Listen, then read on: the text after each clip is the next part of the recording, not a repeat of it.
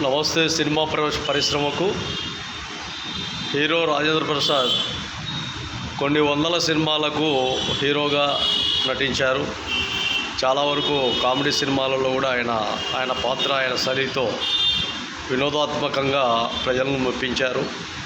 అలాంటి వ్యక్తి తన కూతురు ప్రేమించిన అబ్బాయిని పెళ్లి చేసుకోవడంలో ఆయన అంగీకరించలేకపోయాడు. ఈరోజు నిన్న కూతురు చనిపోయింది గుండెపోటుతో.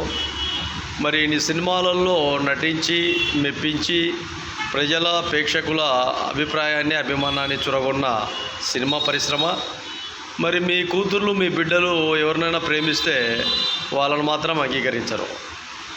అలాంటి పొజిషను సినిమాలో మాత్రం నేను వీరులను సూరులమని సినిమాలలో యాక్టింగ్ చేసి వాళ్ళను ప్రేమించినాం వీళ్ళని ప్రేమించినామని ప్రజలను మెప్పిస్తారు. మరి మీ నిజ జీవితంలో మాత్రం ప్రేమ పెళ్ళిళ్ళను అంగీకరించరు. ఇది ఎంతవరకు కరెక్టు ఒకసారి ఆలోచించండి. అదేవిధంగా ఆ వరుసలో తీసుకుంటే జగపతి బాబు హీరో ఎవరో వేరే ఫారిన్ అబ్బాయిని వాళ్ళ కూతురు ప్రేమిస్తే ఆ అబ్బాయికి ఇచ్చి పెళ్లి చేశాడు ఆయన. అట్లా ఆదర్శంగా తీసుకోవాలా. జగపతి బాబు గారు చాలాసార్లు సమయాలను కూడా చెప్పారు, ఎక్కడ కూడా కులాలను మతాలను మనం ఎంకరేజ్ చేయకూడదు.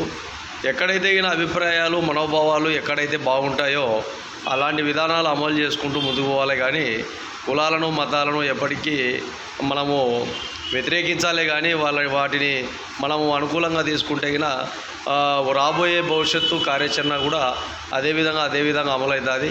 మన బిడ్డల్లో కూడా అదేవిధంగా వాళ్ళ ఆలోచన విధానాలు అలాగే ఉంటాయని కూడా చాలా సందర్భాలు చెప్పాడు. అలా హీరోలు కూడా మీ పిల్లల భవిష్యత్తును ఆలోచన చేసి కొంతవరకు ఎక్కడైతే తగు విధానాలు ఉంటాయో ఆ విధంగానే మ్యారేజ్లు చేయాలి.